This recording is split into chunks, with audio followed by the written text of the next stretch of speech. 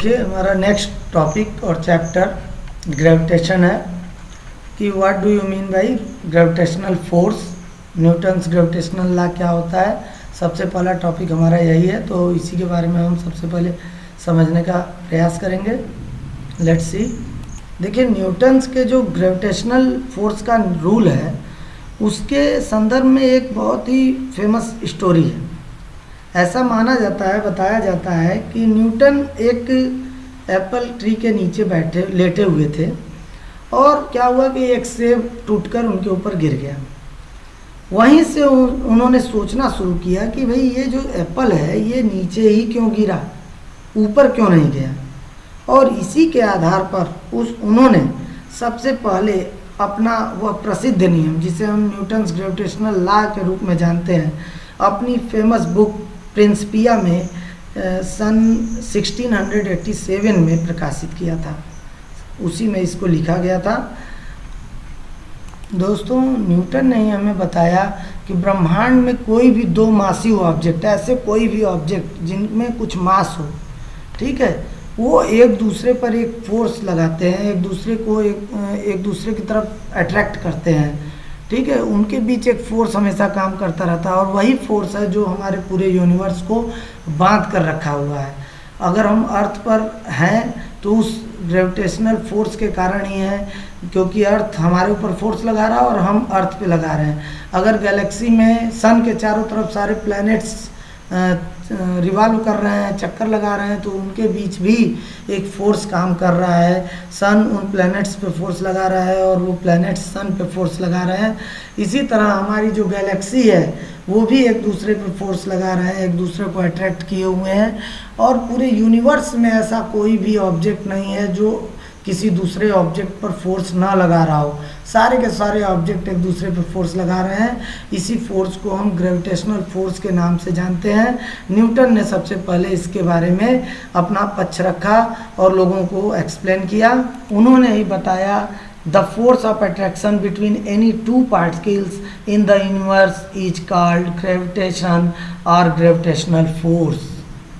उन्होंने बताया कि जिस बॉडी का, जिस ऑब्जेक्ट का मास जितना ज़्यादा होगा वो उतना ही, न्यूटन के बारे में बता रहे थे, जो स्टोरी मैंने बताया वही चीज़। When he observe that an apple fell from a tree towards the earth, thereafter he proposed that all particles or objects in the universe attract each other in the same manner as the earth attracted the apple।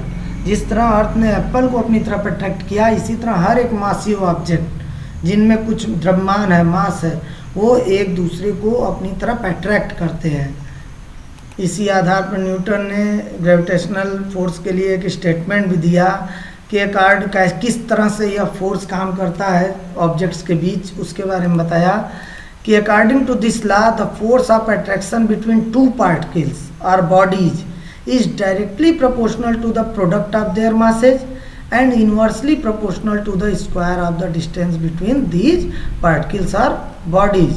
ये देखिए statement बता रहा है कि ब्रह्मांड में कोई भी दो मासी ऑब्जेक्ट के बीच ग्रेविटेशनल फोर्स काम करता है और वह ग्रेविटेशनल फोर्स उन दोनों ऑब्जेक्ट के मास के प्रोडक्ट के डायरेक्टली प्रोपोर्शनल होता है और उनके बीच की दूरी के स्क्वायर के इनडायरेक्टली इन्वर्सली प्रोपोर्शनल होता है, ठीक है। यानी कि जिनका अगर उनका मास ज़्यादा, जितना ज़्यादा मास होगा दोनों ऑब्जेक्ट का, उनके बीच का ग्रेविटेशनल फोर्स भी उतना ज़्यादा होगा और उनके बीच की दूरी जितनी अधिक होगी तो ग्रेविटेशनल फोर्स का वैल्यू उतना ही कम होता जाएगा। यानी मास ज़्यादा होगा दोनों ऑब्जेक्ट का, क्योंकि भाई अभी मैंने बताया, न्यूटन ने बताया हम लोगों को कि ब्रह्मांड में पूरे चले जाइए, कहीं भी कोई भी दो ऑब्जेक्ट अगर ब्रह्मांड में है तो वो एक दूसरे के ऊपर कुछ ना कुछ अट्रैक्शन फोर्स लगा रहे हैं और उनका मास जितना ज़्यादा होगा उनके बीच का ग्रेविटेशनल फोर्स भी उतना ही ज़्यादा होगा।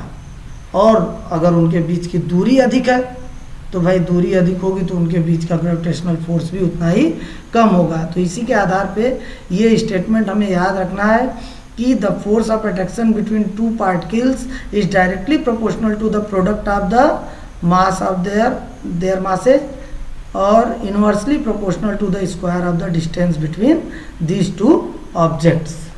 देखिए इसी को मैथमेटिकली बुक में भी प्रूव किया गया है। Consider two bodies A and be having masses m1 and m2। कोई भी दो ऑब्जेक्ट हैं रिस्पेक्टिवली और उनके बीच की डिस्टेंस कितनी है r। तो according to the law of gravitation the force of attraction, उसको कैपिटल F से रिप्रेजेंट कर रहे हैं, is directly proportional to the product of masses of the bodies. F is directly proportional to m1 m2 और inversely proportional to the square of the distance between these bodies, यानी F is inversely proportional to r square.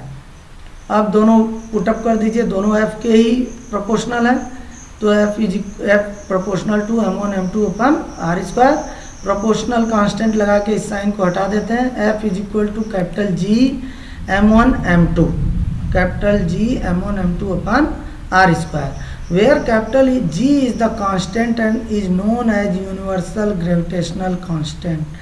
Capital G is a constant, ठीक है, इसे universal gravitational constant कहते हैं क्योंकि इसकी value ब्रह्मांड में कहीं भी, यूनिवर्स में कहीं भी चेंज नहीं होगी, क्योंकि इसे एक एक्सपेरिमेंट के थ्रू कैवेंडिश नामक एक साइंटिस्ट ने फाइंड आउट किया था। जो ये इक्वेशन 3 है, equation 3 gives the magnitude of gravitational force between two interacting bodies of mass m1 and m2 separated by A distance r। अब इस फार्मूले का यूज करके हम किन्हीं भी दो ऑब्जेक्ट्स के बीच लगने वाले ग्रेविटेशनल फोर्स की वैल्यू निकाल सकते हैं। अब आप कहेंगे कि कौन से किन्हीं दो ऑब्जेक्ट? अरे भाई आप अपने कमरे में बैठे हैं, कमरे में कहीं दूरी पर आपके चेयर होगी, टेबल होगा, वॉल होगी, तो कूलर होगा, तो कूलर और आपके बीच भी एक ग्रेविटेशनल फोर्स लग रहा है। क्यों? क्योंकि आपका भी कुछ मास है और कूलर का भी कुछ मास है, तो दोनों के बीच एक ग्रेविटेशनल फोर्स, एक अट्रैक्शन फोर्स लग रहा है। हाँ, अब उसकी वैल्यू कितनी है, उसका मैग्नीट्यूड कितना है, तो इस फार्मूले में वैल्यू पुटअप कीजिए और कैलकुलेट करके देख लीजिए कि आपके और कूलर के बीच कितना ग्रेविटेशनल फोर्स लग रहा है, आपके और चेयर के बीच कितना ग्रेविटेशनल फोर्स लग रहा है, अर्थ और सन के बीच कितना ग्रेविटेशनल फोर्स लग रहा है।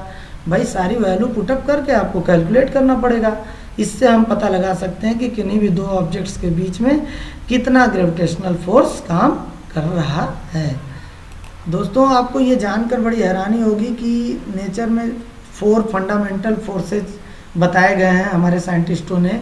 अभी तक तो 4 फंडामेंटल फोर्स बताए हैं। एक हमारा ग्रेविटेशनल फोर्स, एक इलेक्ट्रोमैग्नेटिक फोर्स, एक वीक फोर्स, एक स्ट्रांग फोर्स, ठीक है।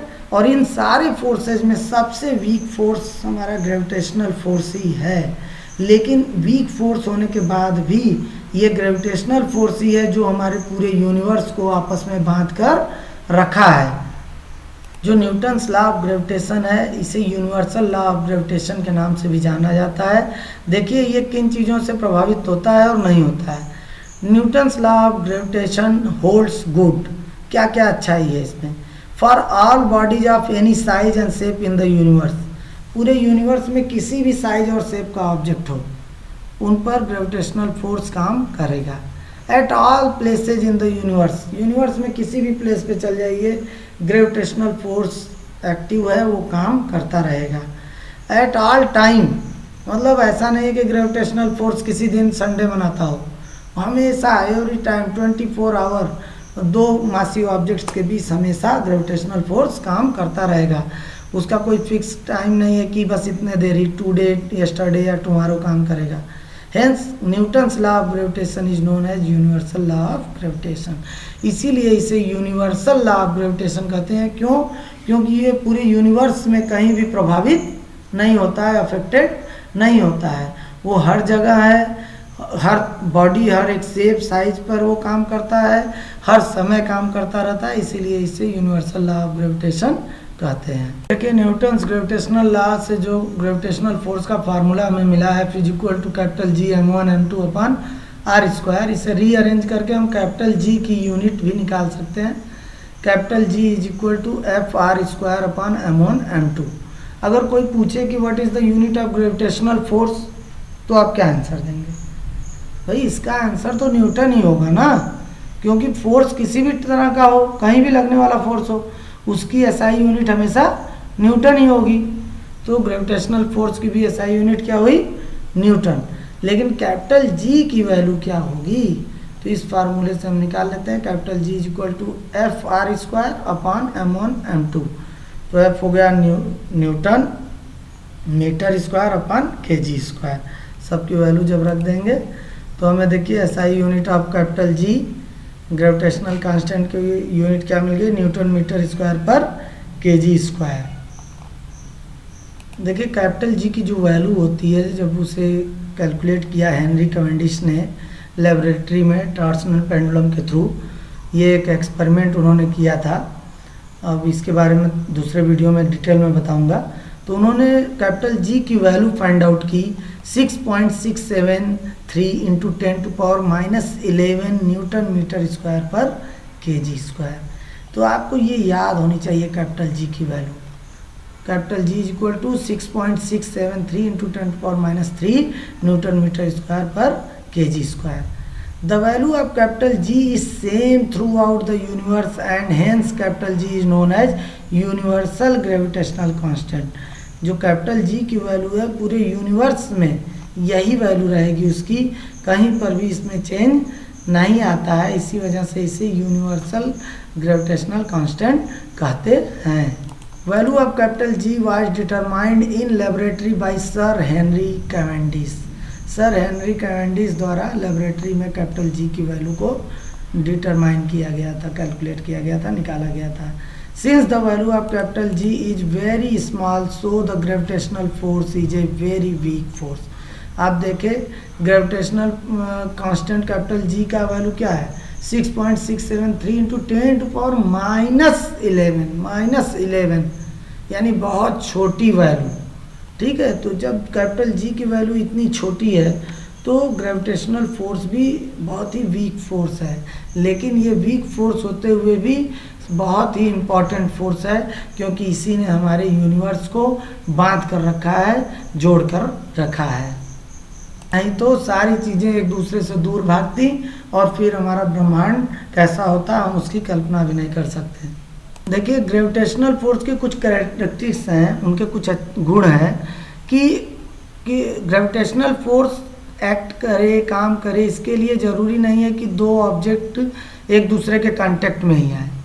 वो एक दूसरे से दूरी पर भी हैं तो भी ग्रेविटेशनल फोर्स काम कर रहा है। It means gravitational force is action at A distance, यानी ग्रेविटेशनल फोर्स कुछ दूरी पर से भी एक्शन में रहता है, काम करता रहता है। उसके लिए ऑब्जेक्ट्स को कांटेक्ट में होना ज़रूरी नहीं है। देखिए जो ग्रेविटेशनल फोर्स है दो ऑब्जेक्ट्स के बीच में, it is inversely proportional to the square of the distance between them. मतलब उनके बीच की दूरी के स्क्वायर के इन्वर्सली प्रोपोर्शनल होता है फोर्स। तो इसलिए चूंकि 1/r² है, इसीलिए इसे इन्वर्स स्क्वायर लॉ भी या इन्वर्स स्क्वायर फोर्स भी कहते हैं। एक नाम इसको आप ग्रेविटेशनल फोर्स को जानिए कि इसे इन्वर्स स्क्वायर फोर्स के नाम से भी जाना जाता है, क्योंकि it is inversely proportional to the square of the distance between two objects, इसलिए इसे इन्वर्स स्क्वायर फोर्स भी कहते हैं। देखिए दोनों ऑब्जेक्ट, हो सकता है कि ऑब्जेक्ट्स के मास अलग अलग हों, कोई बड़ा ऑब्जेक्ट हो, दूसरा ऑब्जेक्ट कुछ छोटा ऑब्जेक्ट हो, तो दोनों ऑब्जेक्ट एक दूसरे पर एक्शन और रिएक्शन फोर्स लगाते हैं, यानी इक्वल एंड अपोजिट फोर्स एक दूसरे पे लगाते हैं। ठीक है, अगर मान लीजिए पहला ऑब्जेक्ट दूसरे ऑब्जेक्ट पे F1 फोर्स लगा रहा है और दूसरा ऑब्जेक्ट पहले ऑब्जेक्ट पे F2 फोर्स लगा रहा है, तो दोनों के बीच जो ग्रेविटेशनल फोर्स होगा वो कितना होगा, F1 is equal to minus F2, यानी equal and opposite in magnitude and direction. अब जैसे हम जानते हैं कि ग्रेविटेशनल फोर्स का फार्मूला हमें पता है, F is directly proportional to M1 F is directly proportional to M1 M2। तो यानी अगर दो छोटे ऑब्जेक्ट हैं मान लीजिए जिनका मास बहुत कम है, तो जब उनका मास बहुत कम है भाई, तो उनके बीच लगने वाला ग्रेविटेशनल फोर्स भी बहुत कम होगा।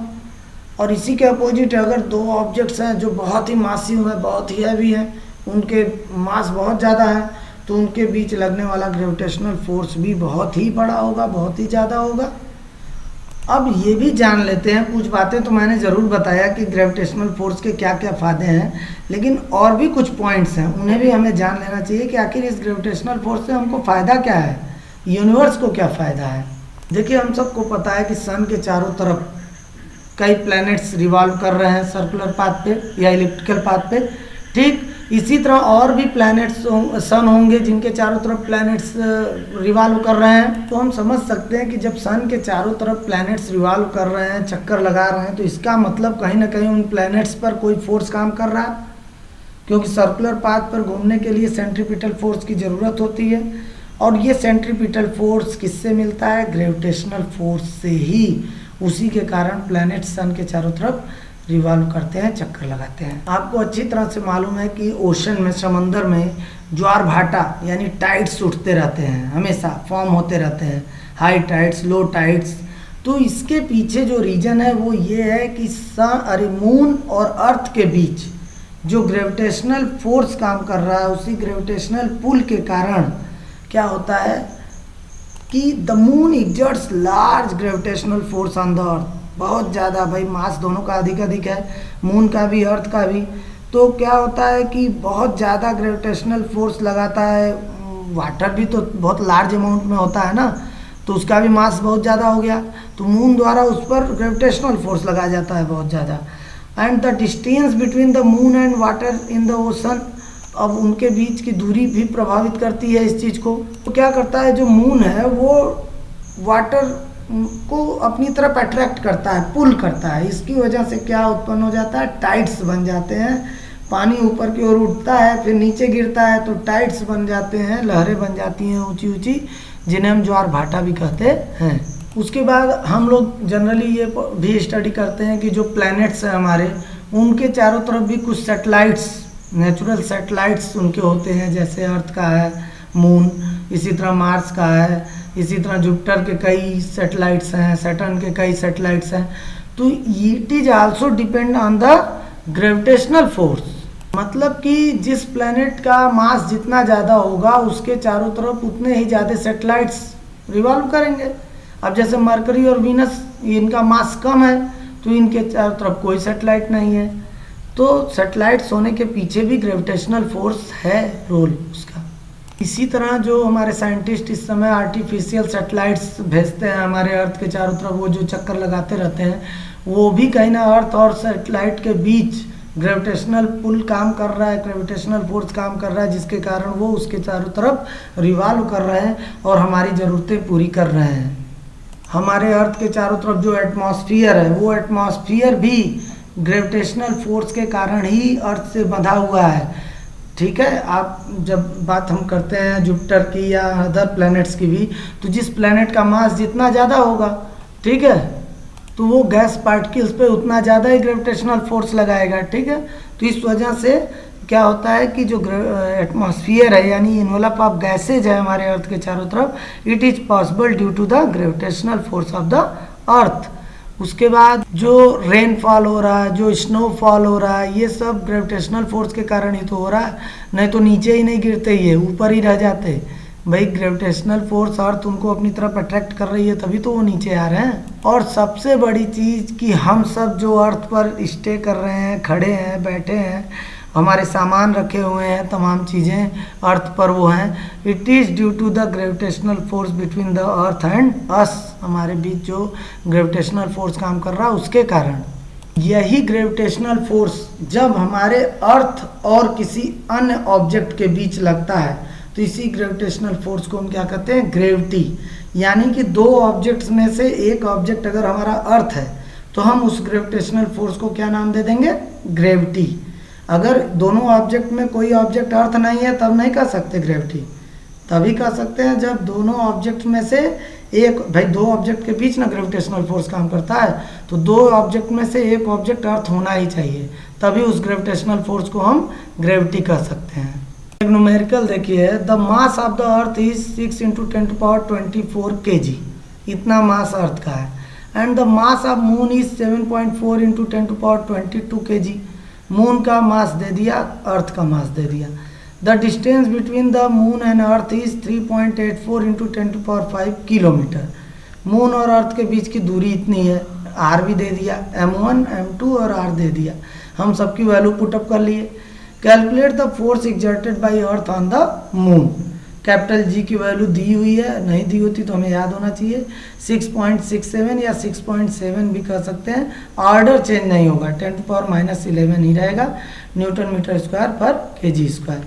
अब इस वैल्यू को हम फार्मूले में पुटअप कर देते हैं। हम जानते हैं formula F is equal to capital G m1 m2 upon r square.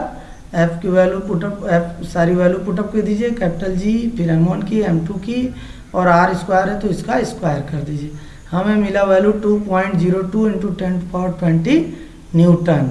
Thus force exerted by earth on the moon is 2.02 into 10⁻20 Newton. देख रहा है कितना ज़्यादा फोर्स काम कर रहा है। क्यों इतना ज़्यादा फोर्स काम कर रहा है? क्योंकि अर्थ और मून दोनों का मास भी तो बहुत ज़्यादा है भाई, तो उनके बीच काम करने वाला ग्रेविटेशनल फोर्स भी ज़्यादा होगा। अब हमारे और कूलर के बीच का ग्रेविटेशनल फोर्स तो बहुत कम होगा, क्योंकि हमारा भी मास बहुत कम है और कूलर का भी मास बहुत कम है। तो अगर मास बहुत कम है तो ग्रेविटेशनल फोर्स भी कम काम करेगा, मास अधिक है तो ग्रेविटेशनल फोर्स भी ज़्यादा काम करेगा। उम्मीद है आप लोगों को न्यूटन्स ग्रेविटेशनल लॉ अच्छी तरह से समझ में आ गया होगा। इससे क्या फ़ायदा है, इसका क्या रोल है नेचर में, आपको बहुत अच्छी तरह से समझ में आ गया होगा। फिर भी यदि आपको कोई प्रॉब्लम है तो आप कमेंट करें, क्वेश्चन पूछ सकते हैं, I will give you answer. और उसके बाद यदि अभी तक आप लोगों ने चैनल को नहीं सब्सक्राइब किया है, बेल आइकन नहीं प्रेस किया है, तो प्लीज़ उसे प्रेस कर दें, सब्सक्राइब कर दें, ताकि आपको और भी वीडियो मिलते रहें। Thank you.